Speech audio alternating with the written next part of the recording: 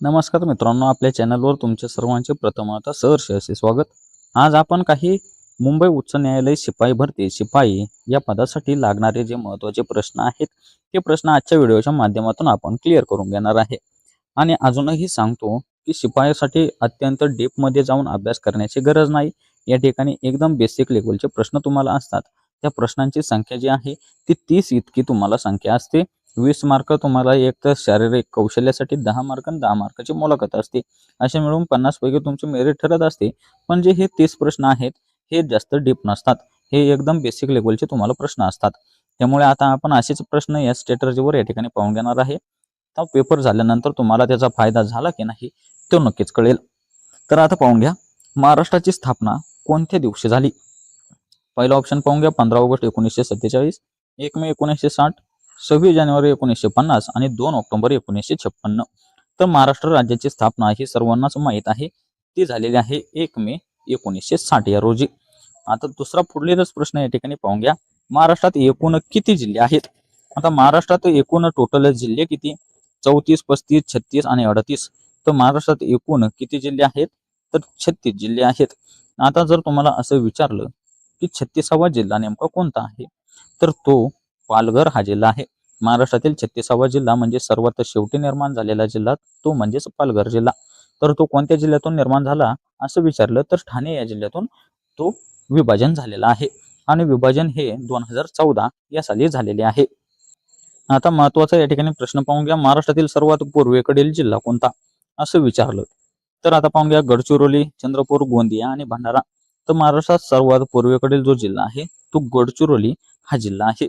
आता पुढील प्रश्न पाहून घ्या, महाराष्ट्रातील सर्वात पश्चिमेकडील जिल्हा कोणता? तर महाराष्ट्रातील सर्वात पश्चिमेकडील जो जिल्हा आहे तो पालघर हा जिल्हा आहे. महाराष्ट्राच्या सर्वात पश्चिमेकडील जिल्हा तो म्हणजेच पालघर जिल्हा. आता पुढेच पाहून घ्या, महाराष्ट्रातील सर्वात उत्तरेकडील जिल्हा कोणता? तर धुळे, नंदुरबार, जळगाव आणि नाशिक. महाराष्ट्रातील सर्वात अतिउत्तरेकडील जो जिल्हा आहे तो नंदुरबार जिल्हा आहे. आता पुढीलच प्रश्न महत्वाचा म्हणजेच महाराष्ट्रातील सर्वात दक्षिणेकडील जिल्हा नेमका कोणता? कोल्हापूर, सांगली, सिंधुदुर्ग आणि सोलापूर. तर महाराष्ट्रातील सर्वात दक्षिणेकडील जो जिल्हा आहे तो आहे सिंधुदुर्ग. आता पाहून घ्या, महाराष्ट्रातील संत्र्याचे शहर म्हणून कोणते शहर त्या ठिकाणी ओळखले जाते? संत्रा पिकवणारा जिल्हा नेमका कोणता आहे? पुणे, नागपूर, अमरावती आणि औरंगाबाद. तर महाराष्ट्रातील संत्र्यांचे शहर जे आहे ते म्हणजेच नागपूर हा जिल्हा. आता पुढेच पाहून घ्या, महाराष्ट्रातील द्राक्षाची नगरी. आता द्राक्षांची नगरी नेमकी कोणती? नाशिक, पुणे, सांगली आणि कोल्हापूर. तर महाराष्ट्रातील द्राक्षांची नगरी जी आहे ती आहे नाशिक या ठिकाणी. नाशिकला द्राक्षां पिकवणारा जिल्हा देखील म्हणतात.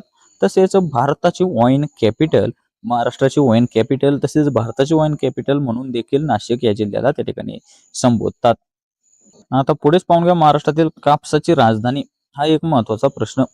महाराष्ट्रातील कापसाची राजधानी कोणती? नागपूर, अकोला, अमरावती आणि यवतमाळ. तर महाराष्ट्रातील कापसाची राजधानी हे यवतमाळ या जिल्ह्याला संबोधत असतात. यवतमाळ हा पांढरे सोने पिकवणारा जिल्हा म्हणून देखील त्या ठिकाणी ओळखले जाते. आता पांढरे सोने हे कापसालाच त्या ठिकाणी टोपण नाव दिले जाते. आता पुढीलच प्रश्न पाहून घ्या, महाराष्ट्रातील साखर कारखान्यांचे जाळे. महाराष्ट्रातील साखर कारखान्यांचे जाळे कोणत्या भागात आहेत असं विचारलं तर विदर्भ, कोकण, पश्चिम महाराष्ट्र आणि मराठवाडा. तर महाराष्ट्रातील साखर कारखान्यांचे जे जाळे आहे ते पश्चिम महाराष्ट्रात त्या ठिकाणी येत असते. त्यामुळे महाराष्ट्रातील साखर कारखान्यांचे जाळे हे कोणत्या भागात आहे तर पश्चिम महाराष्ट्र हे आपलं योग्य उत्तर राहणार आहे. आता पाहून घ्या, महाराष्ट्रातील सर्वात मोठे सरोवर कोणते? महाराष्ट्रातील सर्वात मोठे सरोवर तुम्हाला या ठिकाणी विचारलेले आहे. पाहून घ्या, लोणार सरोवर, तलाव, पवई, रंकाळा आणि वेणा. तर महाराष्ट्रातील सर्वात मोठे सरोवर जे आहे ते लोणार सरोवर आहे. आता पुढेच पाहून घ्या, लोणार सरोवर हे कोणत्या प्रकारचे आहे? गोड्या पाण्याचे, खाऱ्या पाण्याचे, ज्वालामुखीजन्य आणि हिमनदीजन्य. तर लोणार सरोवर जे आहे हे खाऱ्या पाण्याचे या ठिकाणी सरोवर आहे. तसेच ते ज्वालामुखीच्या उद्रेकातून त्या ठिकाणी निर्माण देखील झालेले आहे. या ठिकाणी ऑप्शन टाकायला चूक झाली होती, त्याबद्दल क्षमस्व. हे खाऱ्या पाण्याचे देखील आहे आणि ज्वालामुखी जन्य देखील या ठिकाणी हे लोणार सरोवर आहे. तसेच हे लोणार सरोवर जे आहे ते आपल्या बुलढाणा या जिल्ह्यात त्या ठिकाणी येते. आता पाहून घ्या, महाराष्ट्रातील कोणता भाग हा खानदेश म्हणून ओळखला जातो? आता नाशिक नगर, धुळे, जळगाव, पुणे, सातारा, कोल्हापूर, सांगली. तर महाराष्ट्रातील कोणता भाग हा खानदेश म्हणून ओळखला जातो तर तो आहे धुळे जळगाव. हा भाग खानदेश म्हणून त्या ठिकाणी ओळखला जातो. आता पाहून घ्या, महाराष्ट्रातील सर्वात मोठी उपनदी तुम्हाला या ठिकाणी विचारली आहे. प्रश्न वाचताना देखील तुम्ही त्या ठिकाणी तुमच्याकडून चूक झाली नाही पाहिजे. या ठिकाणी तुम्हाला सर्वात मोठी उपनदी विचारलेली आहे. आता पाहून घ्या, भीमा, प्राणहिता, वारणा आणि पंचगंगा. तर महाराष्ट्रातील सर्वात मोठी उपनदी जी आहे ती भीमा नदी आहे. तिची लांबी महाराष्ट्रातील 451 किलोमीटर इतकी आहे. तसेच महाराष्ट्रातील सर्वात मोठी नदी जर तुम्हाला विचारलं असतं तर त्याचे उत्तर तुमचे गोदावरी नदी आली असती.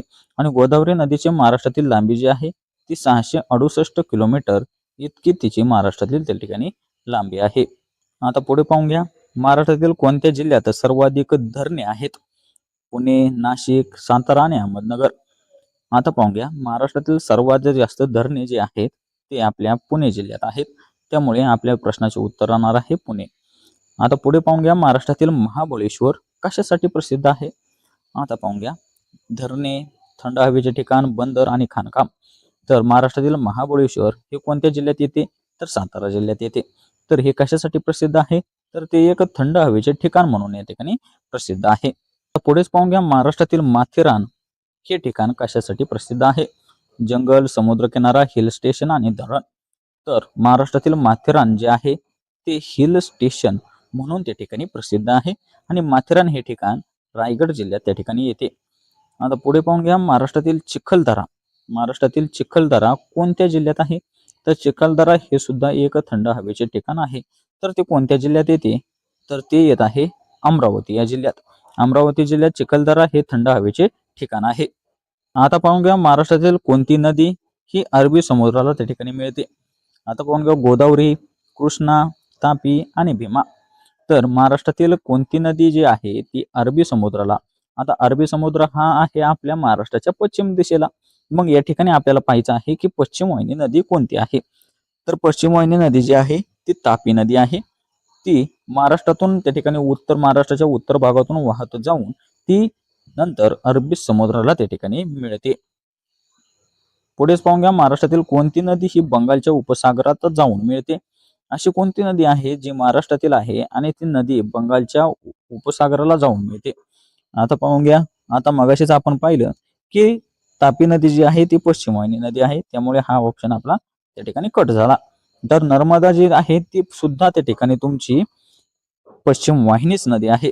आणि माही नदी जी आहे ती आपल्या महाराष्ट्रातच नाही, तर राहिला ऑप्शन गोदावरी हे आपल्या प्रश्नाचे या ठिकाणी उत्तर राहणार आहे. गोदावरी नदी ही महाराष्ट्रात त्र्यंबकेश्वर, नाशिक या ठिकाणी उगम पावून ती नदी बंगालच्या उपसागराला त्या ठिकाणी जाऊन मिळते. त्यामुळे योग्य उत्तर आपले गोदावरी नदी राहणार आहे. तसेच पुढे पाहून घ्या, महाराष्ट्रातील कोकण प्रदेश हा कोणत्या प्रकारचा आहे? पठारे, डोंगराळ, किनारपट्टी आणि वाळवंटी. तर महाराष्ट्रातील कोकण हा प्रदेश जो आहे तो किनारपट्टी प्रदेश म्हणून ओळखला जातो. आता कोकण हा महाराष्ट्राच्या पश्चिमेला अरबी समुद्राच्या काठालगत आहे. त्यामुळे ती किनारपट्टी म्हणून त्या ठिकाणी ओळखली जाते. पुढे पाहून घ्या, महाराष्ट्रातील प्रमुख वन्यजीव अभयारण्य नेमके कोणते? ताडोबा, रणथंबोर, काझीरंगा आणि गीर. तर आता पाहून घ्या, महत्वाचं या ठिकाणी असं आहे की महाराष्ट्रातील प्रमुख या ठिकाणी तुम्हाला विचारलेले आहे. त्यामुळे रणथंबोर हा ऑप्शन तुमचा कट होतो, कारण तो महाराष्ट्रातील नसून ते त्या ठिकाणी राजस्थान या राज्यातील आहे. तर काझीरंगा देखील ऑप्शन या ठिकाणी तुमचा कट होतो. तर काझीरंगा हे आसाम या राज्यात आहे आणि ते एकशिंगी गेंड्यासाठी त्या ठिकाणी प्रसिद्ध आहे. तर गीर जे आहे ते गुजरात राज्यात आहे. त्यामुळे आता राहिला ऑप्शन फक्त ताडोबा. तर आपले योग्य उत्तर तेच राहणार आहे. ताडोबा हे महाराष्ट्रातील प्रमुख वन्यजीव अभयारण्य आहे आणि ते चंद्रपूर या जिल्ह्यात त्या ठिकाणी मोडते. त्या ठिकाणी तो व्याघ्र प्रकल्प म्हणून देखील प्रसिद्ध आहे आणि मगरीसाठी प्रजनन केंद्र म्हणून देखील तो ताडोबा हे अभयारण्य, वन्यजीव अभयारण्य त्या ठिकाणी प्रसिद्ध आहे. पुढेच पाहून घ्या, महाराष्ट्रातील सह्याद्री पर्वतरांग कोणत्या राज्यातून जाते? आता महाराष्ट्रातील सह्याद्री पर्वतरांग ही कोणत्या राज्यातून जाते? आता पाहून घ्या, महाराष्ट्र, कर्नाटक, केरळ का वरीलपैकी सर्व. आता पाहून घ्या, महाराष्ट्रातील जी सह्याद्री पर्वतरांग जी आहे या पर्वतरांगेला कर्नाटकमध्ये आणि केरळमध्ये वेगवेगळ्या नावाने त्या ठिकाणी ओळखले जाते. पण तरी सुद्धा महाराष्ट्रातील सह्याद्री पर्वतरांग जी आहे ती महाराष्ट्र, कर्नाटक आणि केरळ या तिन्ही राज्यातून म्हणजेच वरीलपैकी सर्व हे आपले या ठिकाणी योग्य उत्तर राहणार आहे. पुढेच पाहून घ्या, महाराष्ट्रातील सर्वाधिक लोकसंख्या असलेला जिल्हा नेमका कोणता? पुणे, मुंबई उपनगर, ठाणे आणि नागपूर. तर महाराष्ट्रातील सर्वाधिक लोकसंख्या असलेला जिल्हा नेमका कोणता आहे? तर तो जिल्हा आहे आपला ठाणे जिल्हा. आता ठाणे जिल्ह्याला तुम्हाला सांगतो पाणी पिकवणारा जिल्हा म्हणून देखील त्याची प्रसिद्धी आहे. हे सुद्धा तुम्ही लक्षात ठेवा. जर उद्या तुम्हाला परीक्षेला विचारलं तर पाणी पिकवणारा जिल्हा कोणता, तर तो जिल्हा तुमचा कोणता राहणार आहे? तर ठाणे जिल्हा राहणार आहे. आता पुढेच पाहून घ्या, महाराष्ट्रातील सर्वात कमी लोकसंख्या असलेला जिल्हा कोणता? आता महाराष्ट्रातील सर्वात कमी तुम्हाला काय पाहिजे? लोकसंख्या पाहिजे. तर तो जिल्हा कोणता आहे? गोंदिया, सिंधुदुर्ग, नंदुरबार आणि गडचिरोली. तर महाराष्ट्रातील सर्वात कमी लोकसंख्या असलेला जिल्हा जो आहे तो सिंधुदुर्ग हा जिल्हा आहे. आणि महाराष्ट्रातील अति दक्षिणेकडील जो जिल्हा आहे तो सुद्धा सिंधुदुर्ग जिल्हा आहे. आता पाहून घ्या, सारस नगरी ही गोंदिया जिल्ह्याला म्हणतात. तसेच नंदुरबार हे अति उत्तरेकडील महाराष्ट्रातील जिल्हा आहे आणि गडचिरोली हा महाराष्ट्रातील अतिपूर्वेकडील जिल्हा म्हणून ओळखला जातो. तर गडचिरोली जिल्ह्यात अरण्याची टक्केवारी सर्वात जास्त आपल्याला पाहायला मिळते. म्हणजे सर्वात जास्त झाडे झुडपे जे आहेत ते फक्त गडचिरोली या जिल्ह्यात आहे. अशी या गडचिरोली जिल्ह्याची त्या ठिकाणी खासियत आहे. आता पुढेच पाहून घ्या, महाराष्ट्रातील कोणत्या भागात जास्त जंगल आहे? आता या ठिकाणी कोणता भागात विचारलेला आहे, त्यामुळे इथे गडबडून जाऊ नका. मगाशी जो गडचिरोली जिल्हा होता तो सर्वात जास्त जंगलाचा जिल्हा होता, पण या ठिकाणी तुम्हाला आता भाग विचारलेला आहे तो कोणता? कोकण, विदर्भ, मराठवाडा आणि पश्चिम महाराष्ट्र. तर कोणत्या भागात जास्त जंगल आहे? तर विदर्भ या भागातच सर्वात जास्त जंगल आहे. या ठिकाणी तुम्हाला भाग विचारला म्हणून त्याचे उत्तर त्या ठिकाणी विदर्भ येणार आहे. आता पुढीलच प्रश्न पाहून घ्या, महाराष्ट्रातील भात पिकासाठी कोणता भाग त्या ठिकाणी प्रसिद्ध आहे? आता भात या पिकासाठी कोणता भाग प्रसिद्ध? कोकण, विदर्भ, मराठवाडा आणि खानदेश. तर महाराष्ट्रातील भात पिकासाठी ही कोकण किनारपट्टी जी आहे ती एकदम उपयुक्त असे ठिकाण आहे. म्हणजे कोणता भाग प्रसिद्ध आहे? तर तो जो आहे तो कोकण या भागात सर्वात जास्त भात लागवड त्या ठिकाणी केली जाते. आता पुढेच पाहून घ्या, महाराष्ट्रातील ज्वारी पिकासाठी कोणता भाग सर्वात प्रसिद्ध आहे? आता ज्वारी या पिकासाठी कोणता भाग प्रसिद्ध आहे? कोकण, विदर्भ, मराठवाडा आणि पश्चिम महाराष्ट्र. तर ज्वारी पिकासाठी सर्वात जास्त प्रसिद्ध जो भाग आहे तो आपला मराठवाडा हा भाग म्हणून त्या ठिकाणी ओळखला जातो. आता पुढेच पाहून घ्या, महाराष्ट्रातील गहू उत्पादनात कोणता भाग सर्वात जास्त या ठिकाणी आहे? कोकण, विदर्भ, पश्चिम महाराष्ट्र आणि मराठवाडा. तर गहू या उत्पादनासाठी पश्चिम महाराष्ट्र जो आहे तो सर्वात जास्त त्या ठिकाणी फेमस आहे. म्हणजे सर्वात जास्त गव्हाचे उत्पादन जे आहे ते पश्चिम महाराष्ट्रात त्या ठिकाणी होत असते. आता पुढेच पाहून घ्या, महाराष्ट्रातील संत्रा उत्पादनात कोणता भागात जास्त आहे? आता संत्रा उत्पादन सर्वात जास्त कोणत्या भागात आहे? कोकण, मराठवाडा, विदर्भ आणि पश्चिम महाराष्ट्र. तर संत्रा उत्पादन जे आहे ते विदर्भात सर्वात जास्त प्रमाणात आहे. आता जर तुम्हाला असं विचारलं असतं तर संत्र्यासाठी कोणता जिल्हा सर्वात जास्त आघाडीवर आहे? तर याचे योग्य उत्तर तुमचे राहिले असते नागपूर जिल्हा. कारण नागपूरची संत्री हे सर्वात जास्त महाराष्ट्रात त्या ठिकाणी प्रसिद्ध आहे. तर हे होते आजचे आपले 30 असे प्रश्न जे की परीक्षाभिमुख तुम्हाला त्या ठिकाणी महत्वाचे आहे.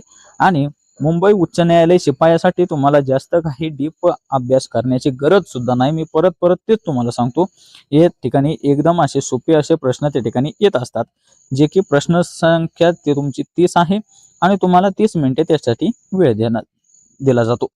पण हे 30 प्रश्न पण तुम्हाला बेसिक लेवलचे येणं तितकेच त्या ठिकाणी महत्वाचे आहे.